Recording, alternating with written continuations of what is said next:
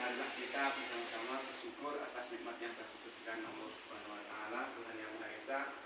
Atas nikmatnya kita dapat melaksanakan kegiatan pembelajaran hari ini, dan mudah-mudahan apa yang telah kita lakukan mendapatkan untuk dari Allah Subhanahu wa taala. Amin ya rabbal alamin. Sholawat dan salam marilah kita curahkan ke junjungan kita Nabi Muhammad SAW, yang mana beliau selalu kita harapkan pertolongannya kelak di akhir. Dan untuk Pak Desa, saya juga maaf karena mungkin bahasa saya kurang pas, tapi ini untuk kita pakai sendiri saja. Sebenarnya harusnya bagaimana yang lebih luas yang akan untuk selanjutnya Bapak Ibu, pelintasan budaya positif di CGP Anakan 11 Kabupaten Ponorogo ini seharusnya sudah saya lakukan beberapa minggu atau bulan yang lalu, cuman karena kesalahpahaman antara saya dengan Pak PP-nya, jadi ini saya harus mengulang lagi tugas saya. Selanjutnya untuk apa itu budaya positif? Suasana positif yang sangat diperlukan dalam menciptakan pembelajaran yang kondusif, karena dengan kondusif nanti murid akan dapat menerima pembelajaran dengan baik, sehingga murid-murid yang memang harus kita bimbing sebaik-baiknya dan kebutuhannya memang harus kita penuhi. Budaya positif memiliki nilai-nilai keyakinan dan kebiasaan di sekolah yang berpihak pada murid. Nah, ini kata-kata berpihak pada murid ini yang kita benar-benar tekankan, dapat berkembang menjadi pribadi yang kritis dan penuh hormat dan tanggung jawab. Jadi diharapkan murid-murid setelah kita beri ilmu pembelajaran dari pembelajaran ilmu pengetahuan, dari norma dan sebagainya, kita berharap nantinya murid-murid itu bisa menjadi orang-orang yang memiliki pribadi yang bagus, pribadi yang baik, dapat memiliki sikap yang dan tanggung jawab yang baik, dapat berpikir kritis, dan tentunya mereka dapat bermanfaat di masyarakatnya kelak. Jadi tujuan budaya positif adalah membentuk karakter siswa sesuai dengan profil pelajar Pancasila. Jadi kalau biasanya itu cuma karakter siswa, itu ada terusannya, ada lanjutannya sebenarnya, sesuai dengan profil pelajar Pancasila, di mana kita semua sudah tahu profil pelajar Pancasila itu ada beberapa. Tentunya kita semua sudah melaksanakannya karena kita semua di sini sudah dari kelas 1 sampai kelas 6 kurikulumnya sudah kurikulum merdeka. Lanjut. Konsep utama budaya positif adalah perubahan paradigma belajar, disiplin positif, kebutuhan dasar manusia, motivasi perilaku manusia, posisi kontrol guru, keyakinan kelas, dan segitiga restitusi. Dan nanti yang akan kita bedah sekian banyak itu dikembalikan oleh Pak. Dari perubahan paradigma belajar sampai 7 yang akan kita bedah bersama-sama. Lanjut. Perubahan paradigma belajar. Ini di sini ada satu contoh kasus di mana Anda adalah A, tugas Anda adalah mengembangkan salah satu tangan Anda. Coba Anda bayangkan bahwa Anda menyimpan sesuatu yang sangat berharga di dalam kepalan tangan Anda. Anda perlu menjaga benda tersebut sekuat tenaga Anda karena begitu pentingnya untuk kehidupan Anda. Jadi tangan kita ini berisi sesuatu yang sangat penting, sangat berguna. Dan tugas rekan Anda adalah B, mencoba dengan segala cara untuk membuka kepalan tangan. Teman Anda B boleh membujuk, menghardik, mengintimidasi, memarahi, menggoda, memberi, bahkan menawari uang agar Anda bersedia membuka kepalan tangan. Kemudian bergantian terima kasih. Ini bisa dipraktikkan Bapak Ibu dengan sampingnya. Bapak Bu, tangannya dikepalkan, dibayangkan kita ini memiliki sesuatu yang sangat berharga di dalam tangan kita ini. Ini dan ini sebelahnya, jadi kasih nanti berusaha membuka tangannya, maaf Bapak Hendrik. Jadi ini kita praktekkan. Ini kita memiliki sesuatu yang sangat berharga dan kasih atau teman di sebelah kita ini berusaha untuk membuka. Boleh dengan segala cara ini, boleh dengan dan lain sebagainya. Dicoba kita praktikkan setengah menit aja. Bisa enggak? Coba Bu Sur, Pak Janisa. Coba.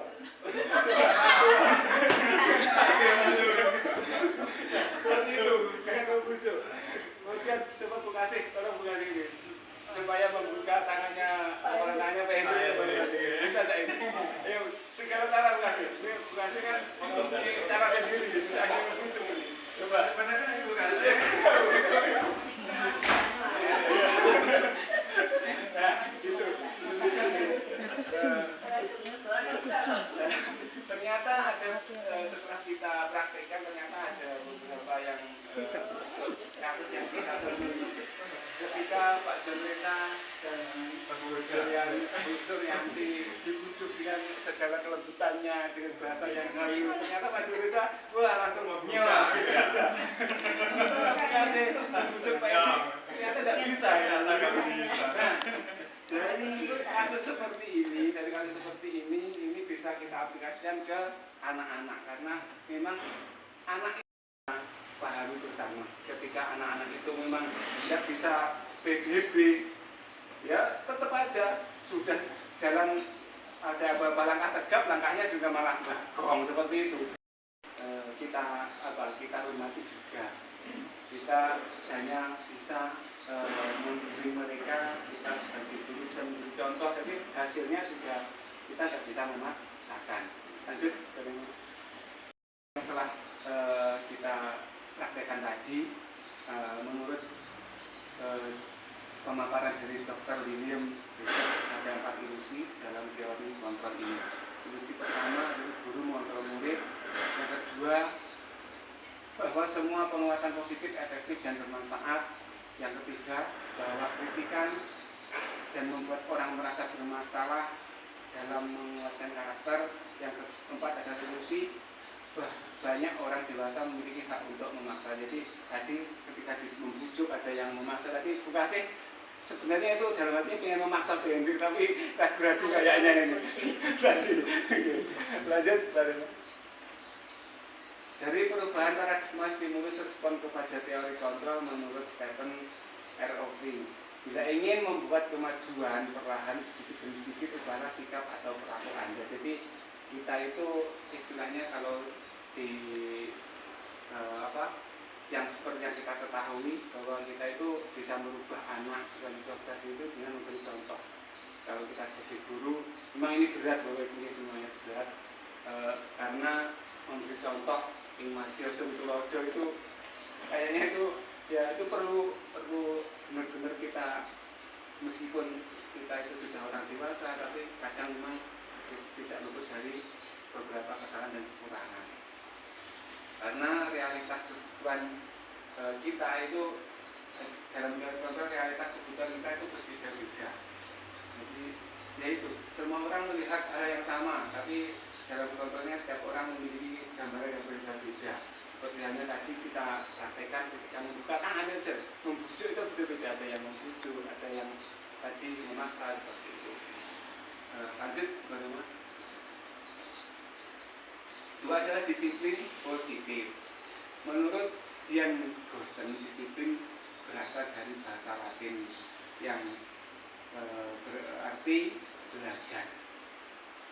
Sedangkan disiplin itu berakar dari kata disipel, artinya pengikut atau murid. Jadi disiplin bisa disimpulkan untuk menjadi seorang pengikut kita harus belajar cara mengontrol diri dan menguasai diri untuk memilih tindakan yang mengacu pada nilai-nilai yang dihargai untuk mencapai tujuan yang mulia yang diinginkan. Jadi itu untuk disiplin kita juga harus mengacu pada nilai-nilai yang dihargai untuk mencapai tujuan tersebut. Nah, mungkin kita itu mendisiplinkan mungkin tak ada disiplin seperti itu. Contohnya, lanjut. Diajar diwawancara menyatakan bagaimana ada kemerdekaan, disitulah ada disiplin yang kuat. Jadi disiplin yang dimaksud di sini adalah disiplin diri, tidak memerlukan bantuan pihak lain, tapi timbul dari diri kita sendiri, dari bisa dikatakan itu motivasi internal. Jadi kita itu mau sendiri, misalkan ada contoh pagi-pagi belum ada kopi, nah kita mau sendiri buka sing biasanya sama Bu Juni, ceklek sama Bu Nur, kan itu kontrol sendiri itu, nggak ada yang nyuruh itu.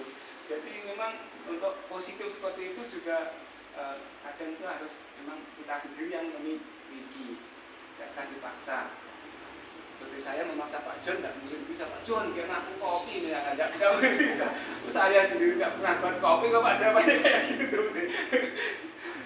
Lanjut, kemudian nanti jawabnya.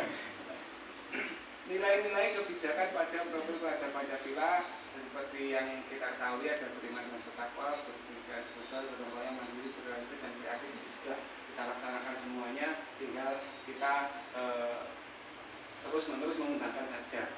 Lanjut, memang. Nah, disiplin politik merupakan penerapan disiplin tanpa kekerasan, tanpa ancaman, dan dalam prakteknya melibatkan komunikasi. Jadi tujuan disiplin positif ini terbentuk murid-murid yang berkarakter, disiplin, santun, jujur, berdiri, dan lain-lain itu. Jadi disiplin positif yang akan kita gunakan di kelas itu intinya murid itu tidak boleh kita paksa, tapi harus kita beri pengertian gitu. Jadi misalkan nanti kita bisa mempraktekkan, ini juga sulit, namanya juga baru, namanya anak-anak kadang sudah dikasih tempat sampah tinggal masukkan plung, malah tempat sampahnya diambil buat rujui temannya, kadang dapat perang-perangan malah dan seperti itu. Padahal itu harusnya cuma memasukkan sampah ke situ, tapi namanya anak. Lanjut. Nah, di sini ada 5 kebutuhan dasar manusia, di mana pertama adalah kebutuhan dasar bertahan hidup. Jadi setiap manusia itu memiliki kebutuhan untuk bertahan hidup. Cuman terkadang memang sekarang itu bukan hanya bertahan hidup, meskipun sudah hidup, tapi kadang itu untuk bertahan, mereka maksudnya untuk bertahan, tapi terkadang-kadang memang berlebihan kebutuhannya itu. Yang kedua adalah kesenangan, cinta dan kasih sayang, kebebasan dan penguasaan diri. 5 kebutuhan dasar manusia ini dimiliki oleh kita semua, dan kita tadi harus memiliki kontrol yang baik untuk semua kebutuhan dasar kita. Lanjut. Kebutuhan dasar bertahan hidup secara kebutuhan fisiologis seperti kesehatan, rumah, makan. Kebutuhan psikologinya adalah merasa aman. Jadi kadang itu sebenarnya makan itu cukup agar kita itu merasa aman saja dari kelaparan, aman dari kita itu tidak merasa terganggu dengan kita lapar. Tapi kadang kan makan kebetulan ada makanan buahnya ya dimakan semua. Misalkan pas waktu buat itu ketika menghadiri acara pernikahan kan biasanya pesta itu tahu sudah perutnya itu ya semua tahu benar semua diputerin ambil semua itu kan melewati kebutuhan dasar sebenarnya itu.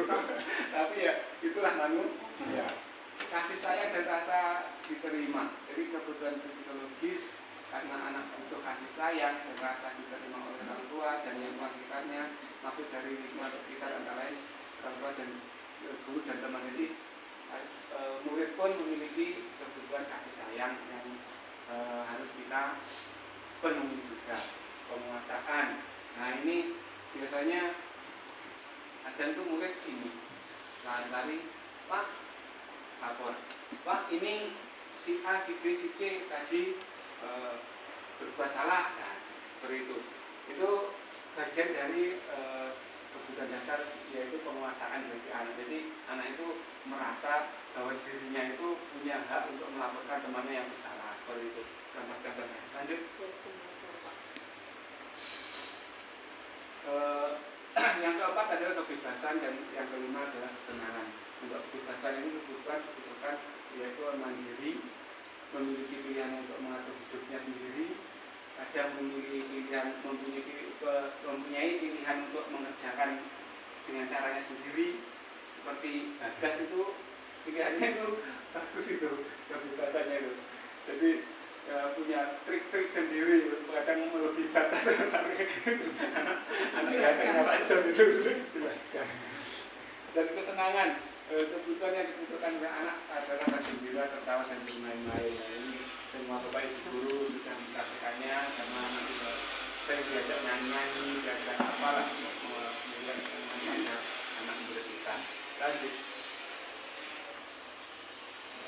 Nah, ini ada kasus Ibu Mira, guru wali kelas 2 di sekolah Pelita Hati, sedang bingung menghadapi ulah salah satu murid di kelasnya, yaitu bernama Doni. Beberapa anak di kelas 2 telah datang padanya dan mengeluhkan Doni yang seringkali meminta bekal makanan dengan memaksa. Jika Anda menghadapi situasi seperti Bu Mira, apa yang Anda lakukan? Menurut Anda kira-kira apa alasan Doni melakukan itu? Ini contoh-contoh kasus seperti ini sebenarnya banyak sekali di sekolah kita, di kelas-kelas kita, ada aja gitu.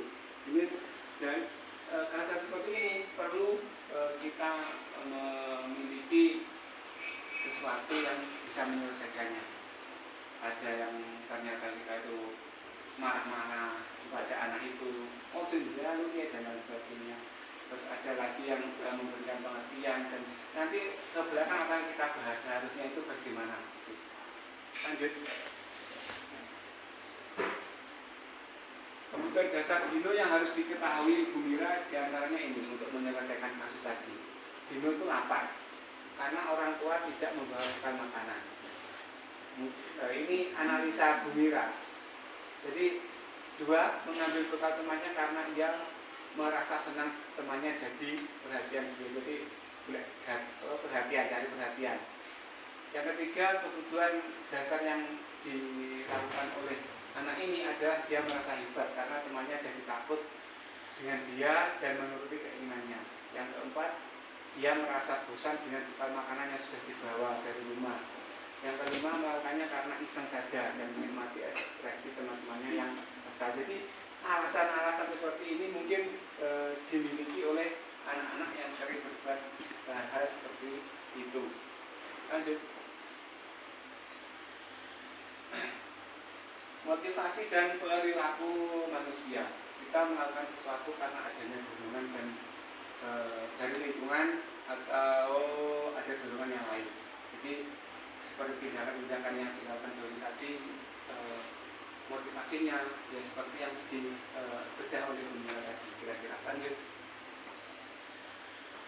Langsung terus lanjut. Nah ini di situ tertulis hukuman dan konsekuensi. Ini dari kasus yang ada tadi. Ini sebenarnya ada kasus lain, tapi kita baca yang tadi aja ini. Tadi saya katakan kadang anak itu dihukum dan lain sebagainya, dimarahi dan lain sebagainya. Jadi sebenarnya untuk kasus-kasus seperti itu kita nggak harus serta-merta menyalahkan si anak tadi. Bisa saja anak yang mengambil makanan itu memang dari rumah nggak pernah dikasih jatah sarapan dari orang tuanya. Bisa juga dengan hal yang lain. Jadi untuk itu kita harus benar-benar bertanya untuk mencari apa yang sebenarnya terjadi dan mencari solusi yang terbaiknya. Misalkan kita tahu ternyata anak itu nggak pernah dikasih sapu atau nggak pernah dikasih sarapan, kan intinya kita nggak boleh langsung nyalah nih. Ya Luli naik ikannya. Ya, misalkan ternyata anak itu nggak pernah punya saku, kan kita harus menggali sedalam-dalamnya. Lanjut, ya. Nah, di situ selanjutnya ada hukuman, ada konsekuensi, ada restitusi. Nah ini yang kita cari di CGP di program itu ada 3 ini: hukuman, konsekuensi, dan restitusi. Hukuman seperti yang kita ketahui ada tindakan yang diberikan atas kesalahan atau pelanggaran seorang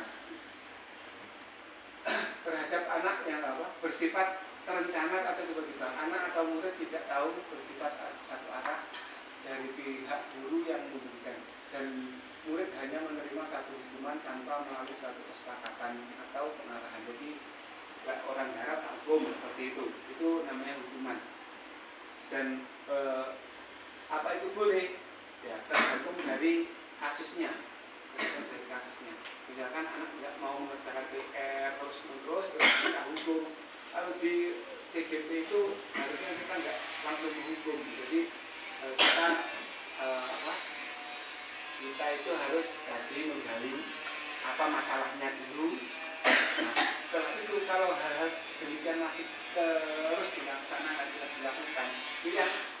yang kedua, konsekuensi ini. Jadi ketika kita sudah memiliki sesuatu aturan yang tidak sepakati bersama tapi cuma kita ini konsekuensinya apa seperti itu. Dan kalau yang ketiga restitusi ini adalah proses menciptakan musik bagi murid untuk memperbaiki kesalahan mereka. Jadi supaya murid itu tahu kesalahannya dan tidak mengulang lagi dan juga lebih baik dari hal yang sebelumnya. Nah, ini ciri-ciri restitusi. Restitusi bukan untuk menebus kesalahan, namun untuk belajar dari kesalahan, memperbaiki hubungan. Terus restitusi bukan paksaan. Restitusi itu menuntun untuk melihat ke dalam diri mereka, jadi apa salahnya, apa yang harus diperbaiki seperti itu. Terus mencari kebutuhan dasar yang berdasar tindakan itu. Jadi alasan anak itu berbuat itu apa seperti itu. Terus restitusi diri adalah cara yang paling baik, fokus pada karakter bukan tindakan. Restitusi menguatkan, restitusi fokus pada solusi, restitusi mengembalikan murid yang berbuat salah pada kelompoknya agar bisa kembali dengan sesuatu yang lebih baik, lebih positif lagi. Lanjut teman. Nah, ini hukuman atau konsekuensi. Lari mengelilingi lapangan basket 2 kali atau lapangan yang ada sekolah 2 kali itu namanya hukuman. Terus membersihkan coretan yang dibuatnya di meja tulis, misalkan kita ada punya aturan di kelas tidak boleh ngoret-ngoret bangku, tapi tetap dicoret, yaitu kita harus itu melaksanakan apa namanya konsekuensi. Jadi konsekuensinya apa? Kalau itu harus membersihkan. Terus murid diminta untuk push up 15 kali. Terus saya biasanya olahraga itu dulu sering saya gitu. Ternyata itu hukuman, jadi tidak boleh ternyata. Terus menggantikan kertas tugas teman yang dicoret-coret, itu konsekuensi. Dan lain-lain banyak kasus, nanti sama-sama kita pelajari. Itu praktek, kalau nggak praktek ini tidak bisa. Siap.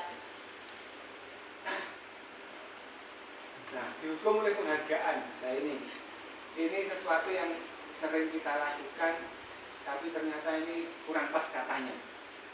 Kata siapa? Ini bisa baca sendiri. Ini menurut kon secara ideal tindakan belajar itu sendiri adalah penghargaan sesungguhnya. Jadi Alfi ini. Jadi penghargaan maupun hukuman adalah cara mengontrol perilaku seorang yang menunjukkan potensi dan pembelajaran yang sesungguhnya. Itu ternyata. Kalau itu menurut ini penghargaan itu tidak boleh. Karena apa? Kadang itu setelah dikasih penghargaan itu motivasi mereka belajar mau itu bukan karena ingin bisa bertindak baik, itu ingin punya sifat yang baik, tapi ingin dihargai itu. Yang nggak boleh seperti itu aja sebenarnya. Kalau yang lainnya itu ya monggo lah, namanya kalau nggak ada sesuatu, dan sekarang juga kayaknya itu susah, motivasinya juga susah. Kalau nggak ada piala lomba itu juga malas-malasan anaknya. Wah, ini piala itu aku nggak seperti itu. Ditimbang Pak manfaat dan madorotnya. Ya, itu. Jadi harus ditimbang manfaat dan madorotnya karena beragama seperti itu. Jadi kita itu benar-benar harus bisa mengelola diri kita sebaik-baiknya. Lanjut. Nah, contohnya ini pengaruh jangka pendek dan jangka panjang. Bergantung dengan motivasi dan realisasi seperti yang saya ceritakan lagi. Lanjut Bu. Lanjut, ini posisi kontrol lagi sudah. Lanjut. Sampai 5. Lanjut lagi.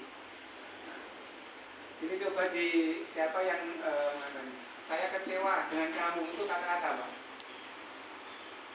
Coba ditebak ini. Saya kecewa dengan saya kecewakan sekali dengan kamu. Itu terhadap murid kita. Coba ini. Lanjut kalimat. Jawabannya ada di selanjutnya. Enggak apa-apa. Oke, kita langsung aja apa yang kita tadi bicarakan di awal-awal sebenarnya ini untuk membentuk suatu aturan aturan yang disepakati bersama, membentuk bentuk keyakinan kelas. Jadi kita tuh membuat sesuatu di kelas itu agar benar-benar pembelajaran itu menyenangkan, pembelajaran itu berpusat pada murid dan lain-lain. Itu yaitu membentuk keyakinan kelas. Keyakinan kelas itu bisa kita laksanakan dengan kesepakatan. Jadi misalkan contohnya keyakinan kelas itu seperti ini. Kalau dulu jangan membuang sampah di tempat sampah. Salah atau betul itu? Salah kan? Harusnya. Ya. Terus jangan nakal, ya kan? Itu boleh tidak itu? Jangan nakal. Jangan nakal. Kata-kata itu ternyata yang diingat itu anak-anak yang paling belakang loh itu. Jangan nakal. Yang ingat nakalnya. Jadi terus bablas itu nanti keterusan. Jadi kamu itu harus baik pada teman. Gitu. Kata-kata seperti itu yang kita rubah. Jadi paradigma tadi seperti itu yang harus kita rubah. Ojo nakal jadi. Ojo nangis saya, malah nangis mau ini. Ternyata malah seperti itu. Kata-kata yang terakhir itu yang diingat. Harusnya kamu cantik jika diam gitu. Kamu cantik dia ya diam. Oke, bagaimana? Lanjut. Nanti pembentukan keyakinan kelas seperti yang telah dicontohkan Bu Nur dahulu itu sudah bagus. Kita kumpulkan anak-anak, kita minta pada anak-anak itu sesuatu peraturan apa yang harus kita atur di kelasnya, dan kita kumpulkan hal-hal yang harus yang sudah disepakati itu, dan kita buat jadi aturan. Jadi kalau sesuatu usulan dari mereka nanti diharapkan mereka itu bisa ingat, karena itu yang buat aturan itu mereka sendiri. Itu lanjut. Nah, ini yang agak sulit ini. Segitiga restitusi ini agak sulit ini. Lanjut ke segitiganya. Ini kita dulu sini, langsung ke gambar segitiga. Nah ini dari segitiga restitusi, yaitu yang seperti tulis apa yang saya tampilkan di sini, ada satu yang harus kita lakukan. Pertama adalah menstabilkan identitas, validasi tindakan yang salah, dan menanyakan keyakinan. Jadi ini sudah keyakinan terbentuk. Misalkan anak masih berbuat salah, misalkan tidak boleh, misalkan kalau sama teman-teman harus apa, jujur. Itu kalau ada yang melanggar itu ditanya dulu, nyapa kok melanggar, baru dilihat tindakannya. Sampai akhirnya menemukan keyakinan kelas dan ada konsekuensinya. Lanjut.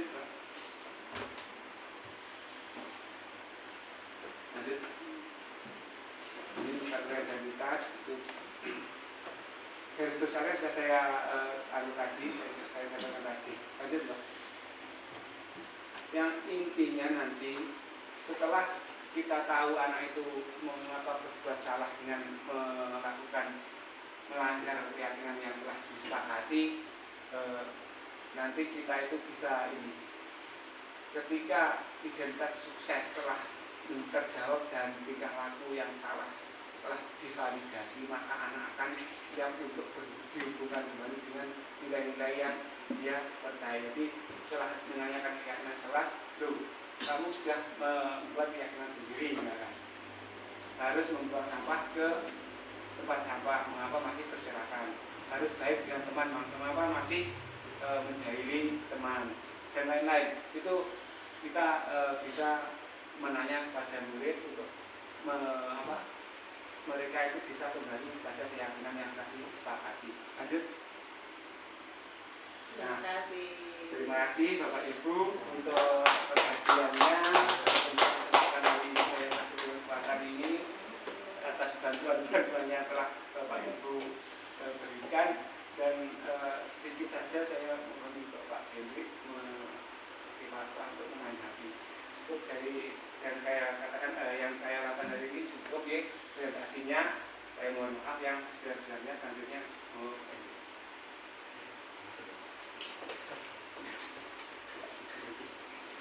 Assalamualaikum warahmatullahi wabarakatuh. Waalaikumsalam warahmatullahi wabarakatuh. Para Bapak Ibu guru dan teman-teman yang kami hormati, Suwaryanto sebagai CDP Angkatan 11 yang hari ini melakukan pembebasan berbudaya tersebut.